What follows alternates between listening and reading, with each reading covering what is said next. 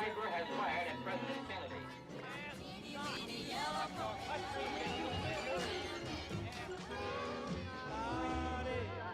Thomas Spartan, or have you ever been a member of Thomas Spartan? Never been.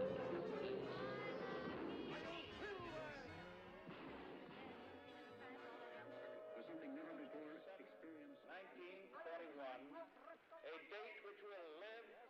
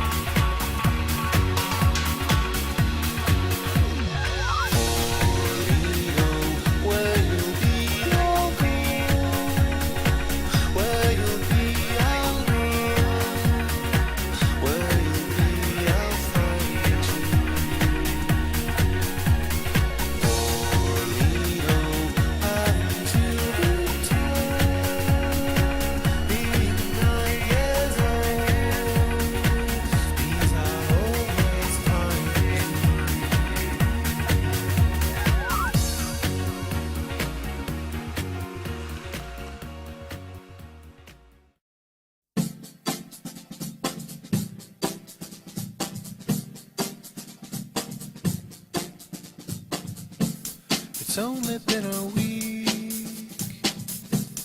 The rush of being home and rapid fading, the failing to recall what I was missing all that time in England. It sent me aimlessly on foot or by the help of transportation to knock on windows where a friend no longer lived. I had forgotten.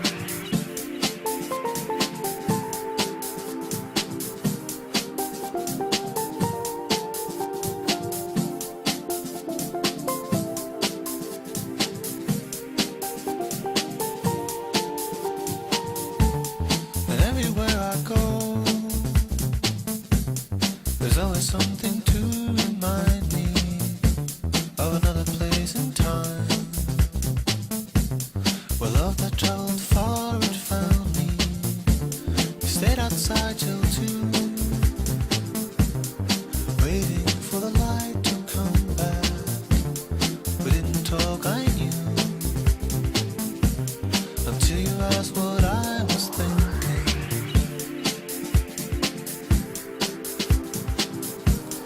Until you asked what I was thinking. Brave men tell the truth. The wise man's fools are analogies and puzzles.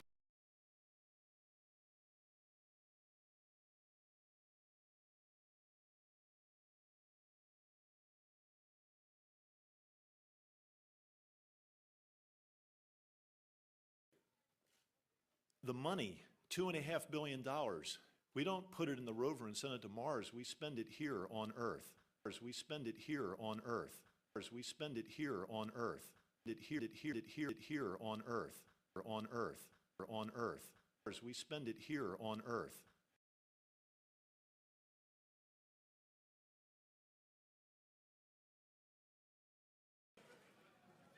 Well, tonight was a great drama that was played.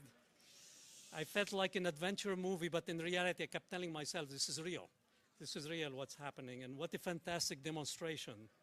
And congratulations to all of you again.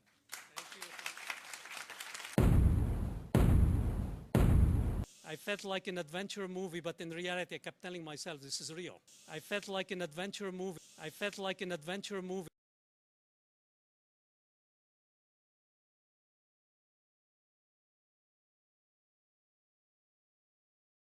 I felt like an adventure movie. In reality, I kept telling myself. In reality, I kept telling myself. In reality, I kept telling myself, this is real. This is real. This is real.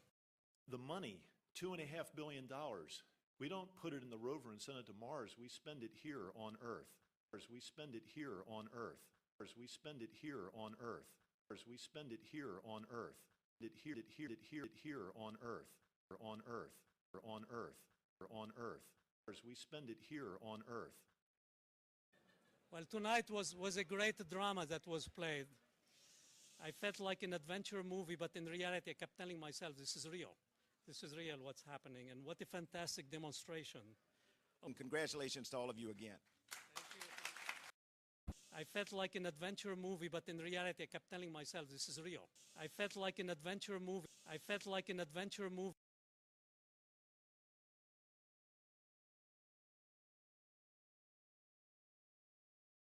I felt like an adventure movie. In reality, I kept telling myself. In reality, I kept telling myself. In reality, I kept telling myself, this is real. This is real. This is real.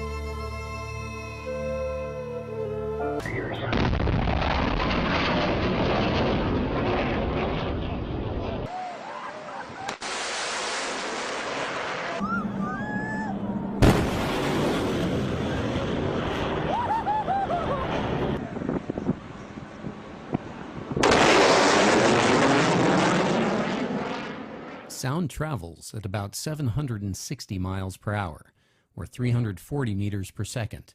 That's about 661 knots on an average day at sea level. And sometimes you can almost see it.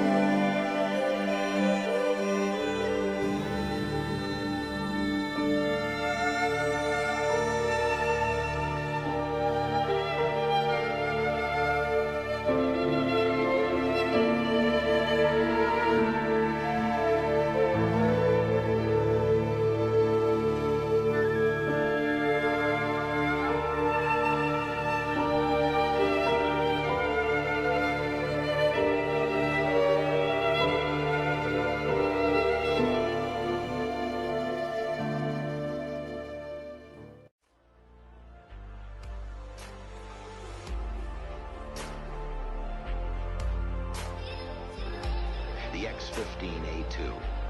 This modified version was rebuilt for flight to Mach 8, 8 times the speed of sound, where the airflow temperature rises to 2,400 degrees Fahrenheit. The new X-15 had a new heat-resistant protective coating, a new inertial guidance system, a longer fuselage, external tanks to carry more fuel for longer flights, and lengthened landing gear. Hours of preparation, weeks of planning, months of study, whole years of research. All this goes with the X-15 each time she leaves the hangar for another flight. She is a research tool, this sleek black aircraft, carrying a host of instruments, gauges, and recorders to explore the unknown. And every second of her time in flight must be carefully charted. Altitude, 67 miles. Speed, Mach 6, 4,104 miles an hour. The highest and fastest a winged aircraft has ever flown.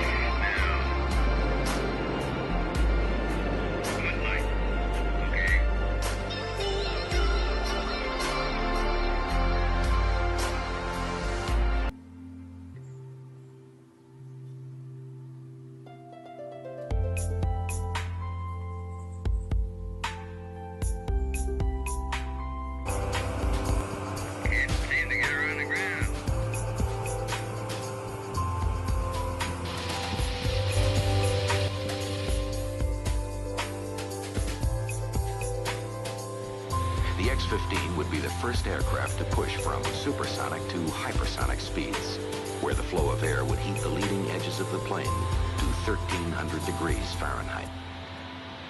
Experiment after experiment was run to see if this extreme temperature would weaken or melt basic materials. The data resulting from tests run well beyond temperatures expected for the X-15 proved that there were materials that would withstand this kind of heat. Inconel X was the name of the new nickel alloy. It was developed to withstand the searing temperatures at hypersonic speeds, temperatures of 1,200 degrees Fahrenheit or more.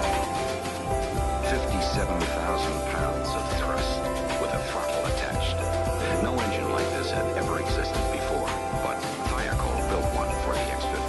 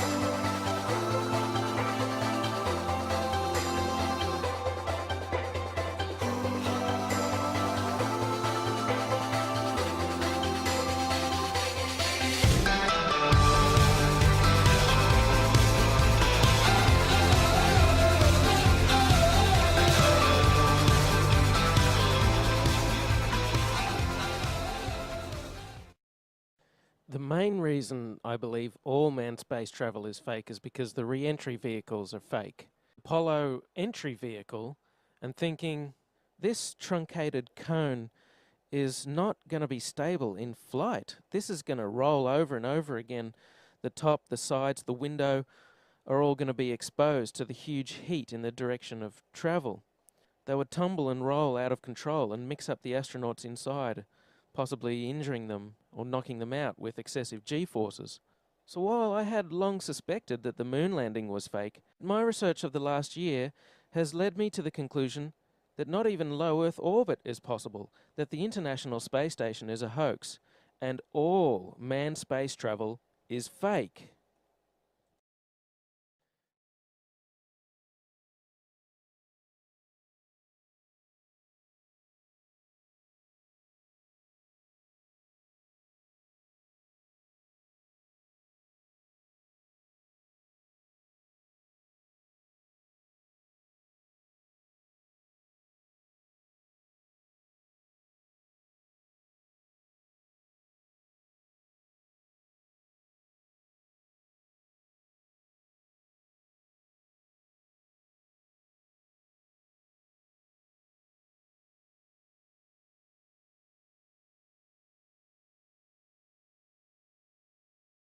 The first is they have a complete mock-up of the International Space Station built on the inside of an airplane. And that airplane does a bunch of rises and falls. It does a parabolic, upside-down parabolic trajectory, and that simulates zero gravity for traditionally about 30 seconds at the most. I think they can do it to about 45 seconds, judging by the length of time of these segments. They have to do a hard break, or they have to put the camera to the wall or away from a person.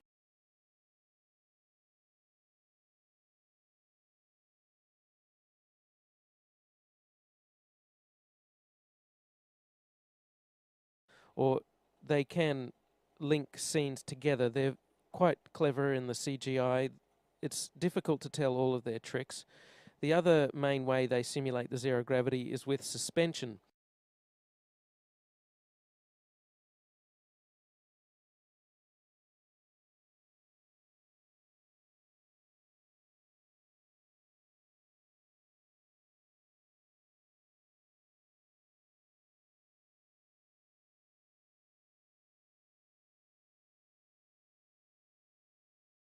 In front of a blue screen, and they use that trick for extended periods of time, for longer than 45-second segments, but they can't move around as much. They can't do the acrobatic flips and rolls in the extended mode. So there's full motion mode where they can fully move around, and that's faked in a plane, and then there's suspended or extended mode where they're suspended by wires in front of a blue screen. They don't move around as much, but they can make the scene last for a longer period of time. In this scene, Chris Hadfield bends down in order to adjust something, and you can see on the back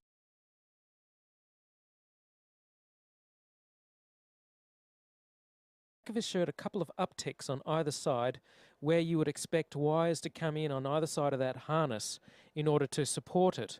Of course, they've computer graphicked out the supporting wires.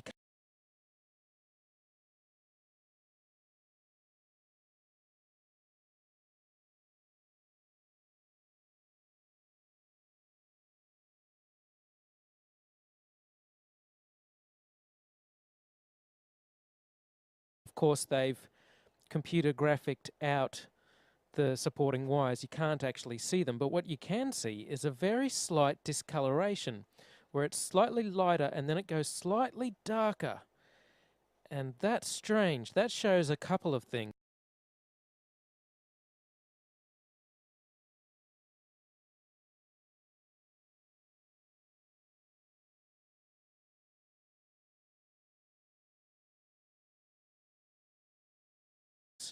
First of all, it shows that this isn't live from space. They're often portraying that this is live.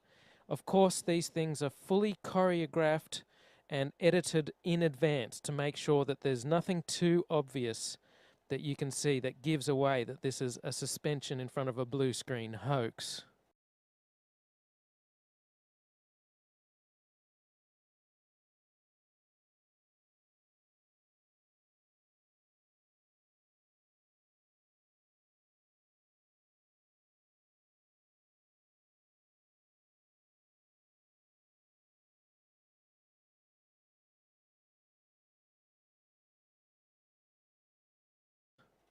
The other thing it shows is that this is not raw footage coming to us. This is edited stuff. This is supposed to be a legitimate space program. This is supposed to be the International Space Station, and we should be able to see whatever's going on.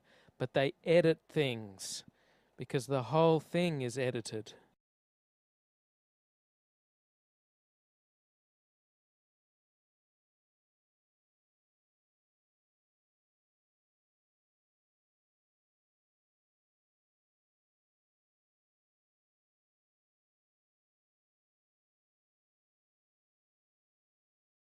Because the whole thing is edited. In one extended mode scene, Chris Hadfield on the right is going back. He's going back, and then he just stops. That's an odd motion. You would expect if this was true zero gravity that you have to support yourself, you have to stop yourself on both the top and the bottom of your body as you're drifting back. If you just stop yourself with your feet, then your head will rotate backwards. Conversely, if you just hang on at the top with your hands, then your feet will still keep moving. You have to support yourself at both the top and the bottom of your body. But his hands, Chris Hadfield's hands, aren't touching anything. He just goes back and then he stops. And that's odd. You can see a sort of a harness sticking through the T-shirt of Chris Hadfield. It's a harness that's around the waist. That's how they're supported. Also notice that Chris Hadfield has the habit of bringing his knees up. That's because his stomach muscles aren't as strong. He doesn't have as much midriff strength as some of the others who are able to elongate their body and make the hoax look a bit more realistic. He's constantly bringing his knees up because he's not as strong as the others. Occasionally, though, the others bring their knees up too. Notice that in the extended scenes, which seems to be done in front of a blue screen, like if you have a look at this guy going back towards the screen, there's some strange shadows there, look like they're CGI'd in. Using computer graphics, they edit out the supporting wires and edit in these rotating floating objects. They always seem very concerned with the object. Chris Hadfield looks at it very closely. You don't want the object getting too far out of control, because if it starts bouncing off the cabin in a weird way or goes back to the blue screen, it could ruin the whole illusion. They also don't bounce those oranges off the walls. I'd like to see them get a tennis ball and throw it around really hard and fast. And I'd like to see them do-si-do each other really quickly, which they can't do, or they'd get all their wires tangled up. Here's another scene with Catherine Katie Coleman. Seems to be done in the suspended mode. Have a look at her hair. There's something odd about her hair. I know this is zero gravity and hair is supposed to stick out and go all over the place, but her hair doesn't really flop around naturally. It's always sticking out kind of rigidly. Maybe they permed it in that position, or perhaps they're hanging her upside down. As she shakes her head from side to side slightly, you can see the hair always springs back to a particular position with respect to her head. It should flop all over the place.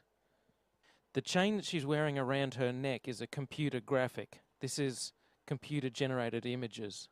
Japan, and that brings us to Koichi, who's in the Japanese lab Kibo. So Koichi, walk me through what you're working on in this lab. Yeah, this is an experiment called Spheres. And these satellite robots are specifically designed to function in the microgravity. They contain a software that the scientists are testing.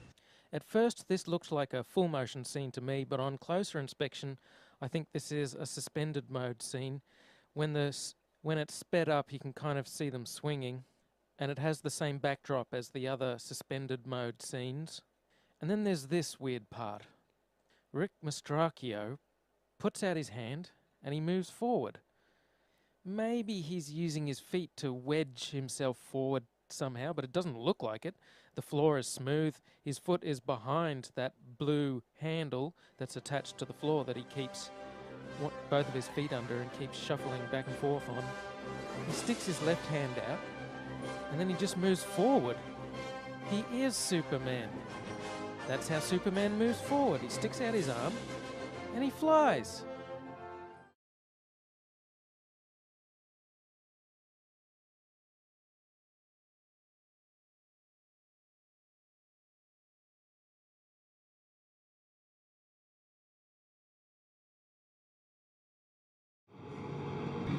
The extended mode is much quieter than the full motion mode. In full motion mode, you can actually hear the sound of the jet engines, the engines of the airplane. In every single scene of full motion mode, in every segment of the International Space Station, you can hear this loud sound, the sound of the jet engines. You could argue that it's the air conditioning system. Not even an office air conditioner is that loud. And why is there a loud sound in every segment of the International Space Station? That's because no matter how soundproof you make it, you can't filter out all of the sound of the jet engines. An airplane is just too noisy. You can put noise-cancelling headphones on when you're on a plane, and that doesn't stop the sound from getting through. It muffles it. They also use microphones that don't pick up very far away. If you have a look at this scene here, you can see that when the microphone's in the middle, pointing towards the guy in the middle, you can't hear the sound of jet engines as much, but when the microphone goes to the guy on the side, you can hear the sound of jet engines a bit more. So you can't truly soundproof the inside of the airplane where they fake full motion mode. You can see in this scene from the recent National Geographic documentary Live from Space, Koichi Wakata is looking at the window there. This is full motion mode, and you can tell because of the sound of jet engines. In quiet mode, they can go to the cupola and they can look through at their model. And you can see an amazing model. Gee, why would you build the International Space Station out of a bunch of long, thin segments that can easily break at the joints? So there's their fairly realistic view of the rest of the International Space Station. The International Space Station was made piecemeal. They started off with one section and then they added another section. It consists of a bunch of tubular sections which are joined together. It's an ad hoc design. It's supposed to be one big, rigid vehicle, but that's the strange thing. They don't build the International Space Station with a tight center of gravity with the pieces close together with a small moment of inertia and a small radius, which is what you'd want if you're going to try to orient the spacecraft, if you're going to try and orient it with rockets or gyroscopes. You want a ball, you want a sphere. That's the type of shape that you need. Instead, they build the International Space Station out of long, thin segments, tubes that are joined together. That's a crazy way to build the International Space Station. That's the way a child would design the International Space Station. That's what I mean about it being an ad hoc, as-you-go type of design. They didn't really nut it out. They didn't think about it. The solar panels are on the end of the station, and that makes it even harder to control both the solar panels and the station as a whole. The solar panels would be better off being a more circular shape instead of big rectangles, and they'd be better off being close to the center of gravity, so that, as I say, you can reorient the vehicle, you can move it around. You should be building this thing like a sphere, but they don't.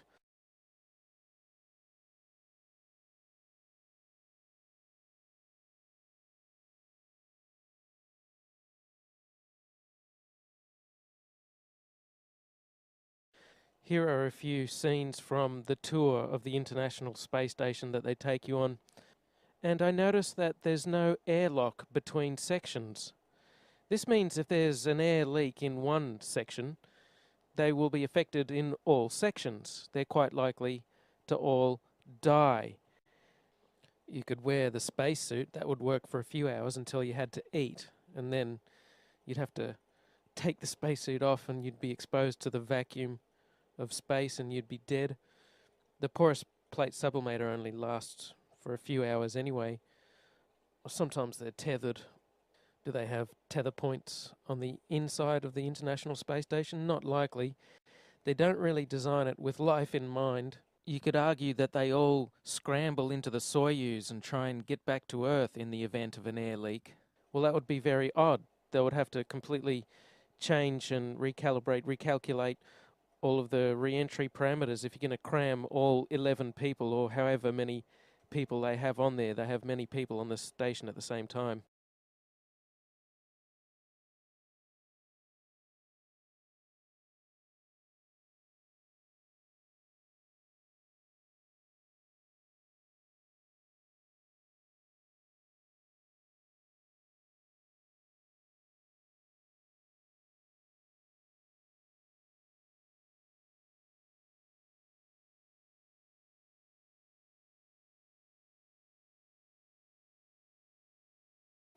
You also couldn't cram that many people, all 10 or 11 of them, into the one Soyuz at the same time.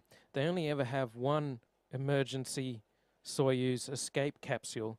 You couldn't cram them all in. It's very odd that they're up there in this life-threatening situation where an air leak could happen at any time and they could all die, and there's not even enough lifeboats for them to make it back to Earth. Having no airlock in between sections is very odd. The more sections they add to the International Space Station, the more dangerous it becomes, and yet they don't care. They just add as many as they like. Yippity-doo-dah, yoo-hoo! Let's all die in space. It will be just like that Sandra Bullock movie, Gravity, only the dying will be real.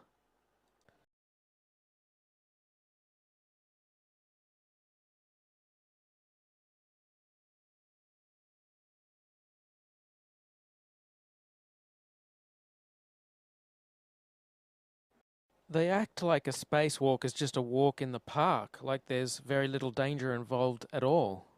They're looking through the spacesuits. Oh, here's a spacesuit. We're going to go for a spacewalk. As if there's no danger at all. Like they don't care. They don't care. They don't act like they're in a life-threatening situation, like they could die at any second, even though they can. So you would think to preserve their life, they would want to minimize the amount of spacewalking that they did. Lots of things could go wrong. They're on the edge of death every second, yet they act like giddy children with gay abandon. Another curious thing is, take this piece of exercise equipment. They've deliberately detached it from the wall so that it's not directly attached to the side of the International Space Station, so that when they exercise, when they do their movements, the movements don't translate to the station and don't move the station around. That's a wonderful concept. I like that idea. You wouldn't want the station to be moving around a lot. The problem is, this piece of equipment is the only thing that they isolate from the International Space Station. Every other movement is translated to the station. They don't care. They don't bother to isolate the station from the people moving around inside. They grab these blue handles, which are all over the station. They often have to stabilize themselves on these blue handles. There seems to be so much motion in the International Space Station. If you take Chris Hadfield, he's moving through the station at breakneck speed, and then he stops himself on the wall. That motion is going to be translated to the station. The station is very big, it weighs many tons, but in space there's really nothing to stop these motions from moving the position or the orientation of the space station. The International Space Station uses several large gyroscopes for attitude control to maintain its proper orientation and so on. And there's a reaction control system consisting of rockets as backup, supposedly.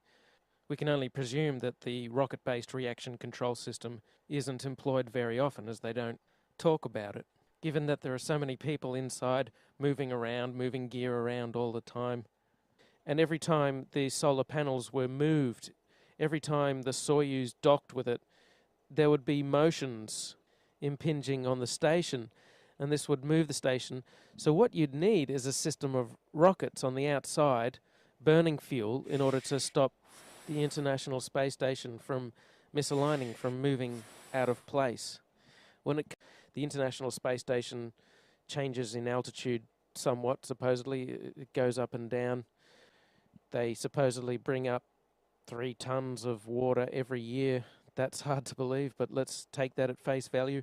But they never talk about huge amounts of rocket fuel. But even without the rockets, all of these motions of the astronauts and the solar panels moving around would put tremendous strains on the joints, and they're not flexible joints. Having a huge airproof flexible joint of that size would be an incredible engineering feat. They don't have them anyway. There's not supposed to be any relative motion between sections. The only time the International Space Station gets rockets to adjust it is when the automated transfer vehicles or the docking Soyuz space capsule comes, and that's come from the Earth, and that has its own rocket fuel, and that can adjust the altitude of the International Space Station. But that's only there from time to time.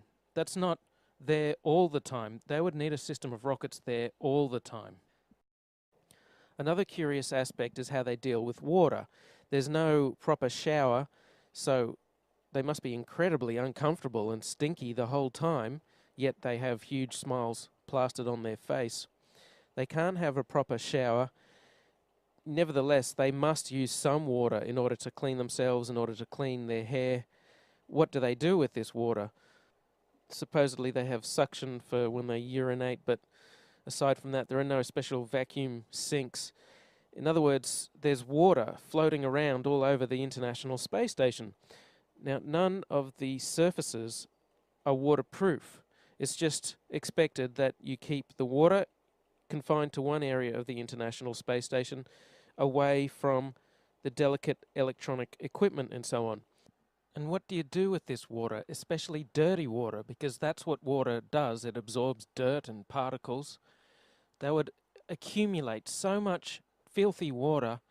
The mantra, of course, is recycling. They're supposed to recycle everything. Wow, they have some amazing recycling technologies on the International Space Station that they can't demonstrate anywhere else. I mean, it's a super water recycler that's compact enough to fit inside the International Space Station. Imagine how much maintenance such a system would require. You'd have to bring up so many filters and chemicals, and things would be breaking down, and you'd have to repair it, but you don't have the tools to do it. So there's another curious, strange aspect of the International Space Station which endangers their lives and could kill them. But they don't care.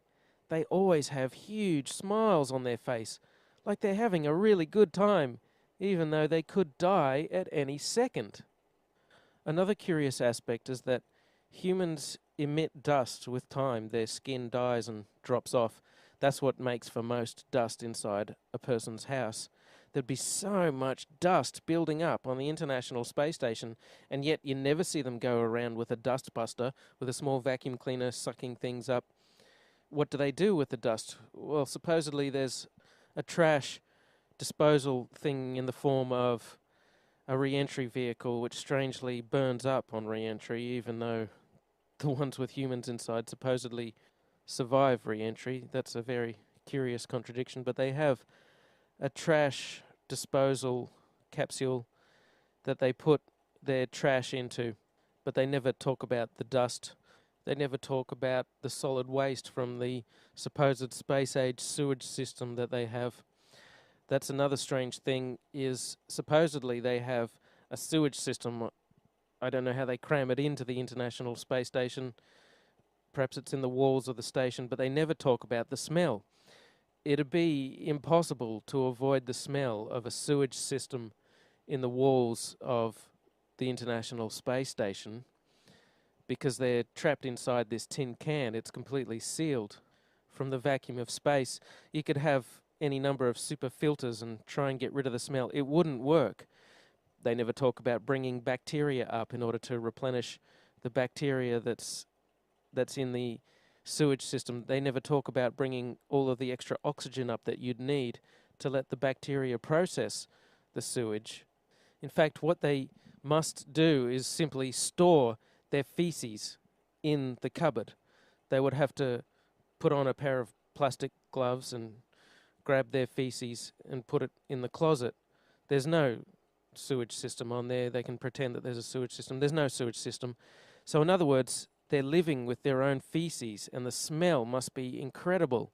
Yet they always have huge smiles plastered on their face, like the International Space Station is the best place in the world to be. But it would be awful. What about their laundry? Well, Chris Hadfield admits there's too much water taken for laundry. They don't do laundry. They just throw their clothes in the trash when they're done with them. Laundry piles up. Is there a way to clean clothes in space? No, it takes a lot of water, of course, a washing machine and a dryer. We don't have anything like that. So we just wear our clothes till they wear out, and then you throw them in the trash, and the trash is like a little unmanned resupply ship. And when it gets full of trash, then we close the hatch, and it undocks and backs away and falls down into the atmosphere. So your dirty laundry actually gets incinerated in the atmosphere. And so, wait a minute, you guys on the space station are throwing your underwear your dirty underwear out the window, and it's raining down on us? So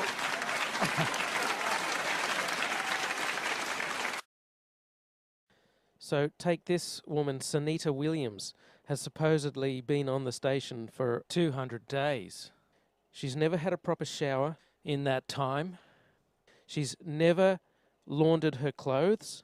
She just wears her clothes for, I don't know, a couple of weeks, a month, and then throws them out. In other words, she stinks. She's horrible. She's clammy. She's disgusting. Living on the International Space Station, you might be 6 months without a real shower. Essentially, you have a sponge bath is what you do every day. And yeah, you do get pretty sweaty because you're working out. But surprisingly enough, when the shuttle crew came to pick me up, was one of my first questions, do I smell? And they said I didn't smell, and they said my hair didn't look greasy, so I was pretty happy with that. Every part of her body must be covered in bacteria and festering pustules. It's the living dead on the International Space Station.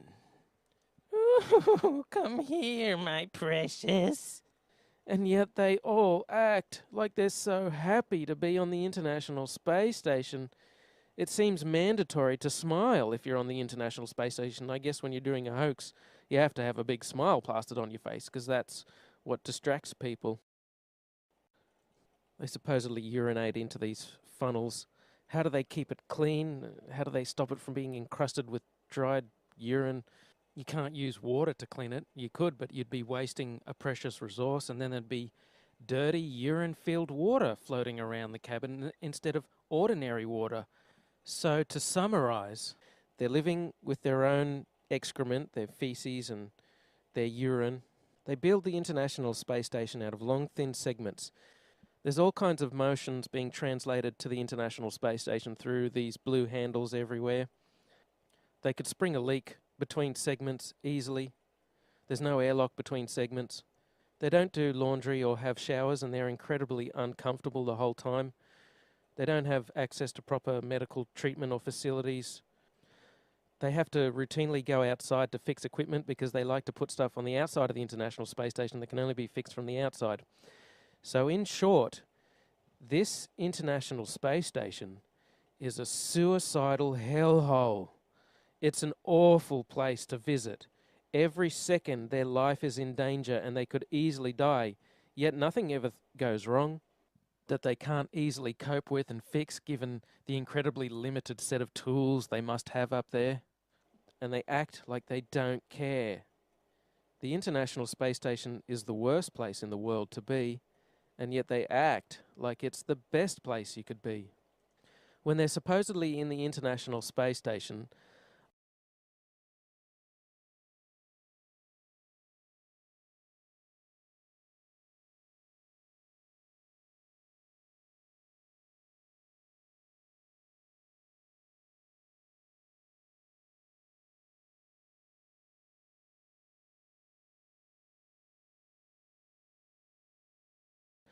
I suspect they're actually in the astronaut facility, Star City, Moscow. There's a specially built training facility. There have been very few civilians in space. One of them is a South African millionaire. He had to do several months of training in Star City, Moscow. And what you do is you learn the zero gravity tricks. That's what the training is for. They will tell you, oh, it's training to handle contingencies on the International Space Station, and if someone gets sick, you know, you have to get in the Soyuz and quickly hurry back to Earth, or if you have to do a spacewalk. They have to hide in Star City, Moscow, because if they're photographed anywhere, it would ruin the whole hoax. They have to stay very hidden. In fact, they basically have to live in Star City, Moscow, as they would do on the International Space Station. So there are a whole bunch of frozen meals prepared for the astronauts to be consumed when they're on the International Space Station. In fact, that'd be ideal to give to people who are hiding in the basement of Star City, Moscow, pretending to be on the International Space Station. Another aspect of the illusion of space travel is spacewalks. These are faked inside a swimming pool. It's a custom-built swimming pool, and that's a great way to fake zero gravity.